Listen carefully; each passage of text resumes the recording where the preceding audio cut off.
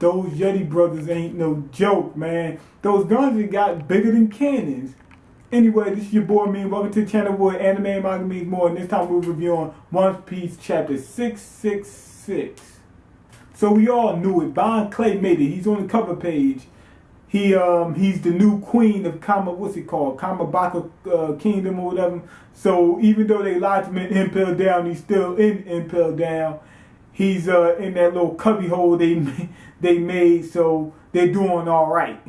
But one thing I wonder is, how do they get the food and everything like that? I know it's like tunnels throughout the place and whatnot, but don't they have to come out, in the open at certain points in time? Don't some of them get like caught at some point in time? So we see the Yeti brothers, right? They think they killed Nami. Well, no, not Nami. He's in Nami's body. Sanji, Zoro, and Brook. We know they're not dead, but they're walking together, and you finally get to see like you can see how big these guys really are. These guys are freaking huge. They're giants. They're not like giants. They're like giants. So then we cut to Caesar, right? Now, little Caesar, he's up there talking to that harpy girl. I forgot what her name was, and she says, Law knows the Straw Hats. He hung out with him a couple times. They chilled there, had a cup of coffee and whatnot, whatever. And then Caesar, he pulls a gun on him. He says, "You didn't have anything to do with them coming here, did you?" Now that right there tells me Law is not working with Caesar, because he wants to.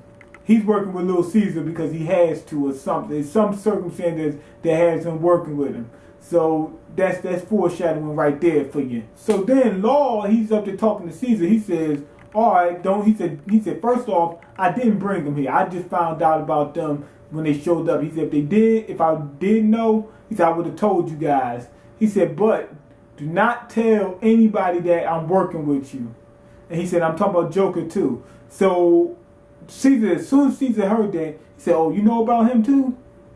Law is doing his research, and he kind of gave it away. He's doing his research. I guess he's getting ready to get at Caesar for whatever Caesar's doing to him or whatever. I don't know. Caesar might be extorting him or whatever, but he looks like he's getting ready to get at him because he's doing some research. So then Law, he asked Caesar, he said, yo, little C's, what you doing with those kids or whatever? He said, you said that they was going to come back. He said, I've been giving them drugs. And he said that with a smile on his face. He said, man, these little candies is going to bring them back. He said, filled with some kind of gas or whatever. I think he made that from his power. And it's on his shirt, it says gas. I guess he's proud of it, whatever. But wasn't it somebody on one of the One Piece movies that had the gas power? He had like a giant back or something, I don't know. But he had some gas powers, but I think it was paramecia. So with that said, I'm guessing that, and I'm pretty positive. I'm almost 99.99999% positive. What you call him is a Logia. Little C's, he's a Logia. So that basically we're gonna get a Logia fight, and we're gonna find out just how useless being a Logia is now. And I don't think it's useless, but they're just not gonna be like my boy X71 said, like that was that saving grace. As long as you're a Logia, they held that over everybody's head in the grand line. Like, I'm a Logia, so can't mess with me. You know what I'm saying? You gotta find that one weakness that I have to even be able to compete with me. But now that's not the case. So Caesar was up to talking about, yeah, I fed him this and I drugged them and everything. And Law, look on his face. Now I'm thinking Law is really a good guy. I never really doubted that he was, I never thought he was evil, but it came across my mind that this guy was sick too. But he says, once he found out that Caesar was giving these kids these drugs, he said, man, this guy's sick. He's a straight sicko. And he's like, thank you for the compliment. He's like got a smile on his face and everything. Like his face lit up, made his day. Now I guess he likes being a sicko. So then we cut to the Straw Hats, a little hideout up in the mountains. It just exploded. What happened? The Yeti brothers is there. And you see how big these guys are. They're freaking huge. And all you see is this pistol going there. But it's a giant pistol. I mean, it's freaking huge. It's bigger than the barrel's probably like that big. I mean, what you call him? Brownbeard is huge. It's bigger than him, just the gun alone. And he's pointed at Brownbeard, and Brownbeard said, "Okay, finally came to save me, right?" Oh, I almost forgot. Back up. We rewinded a little bit. Okay. Brownbeard was talking to the Straw Hats. He said, "Man, Yeti brother, when the place first got exploded, first blew up. He says, they said, well, we gotta get these kids out of here, yada yada yada, such. Brownbeard said, oh, I know who that is. The Yeti brothers is coming to, save me or whatever. And they was like, who's the Yeti brothers? He says, not much is known about them. He said, I know that they're from such and such a snowy island or country or whatever. And then he says, not much is known about them. I know they're giants. Not much is known about them. They're hairy. Not much is known about them. I know their names is such and such. Then Nami says, man, you know a lot about these guys. And he said, but I don't know what they look like. So that's basically the only thing he didn't know about them. He kept saying not much is known about them. So that was like a joke. It was funny. It was funny. I laughed. So anyway, they come in, point the gun at Brownbeard. Brownbeard's like, he's like, what you point the gun at me for? And then the guy says, he said, oh, Brownbeard, you're on our list to kill too. And he said, what?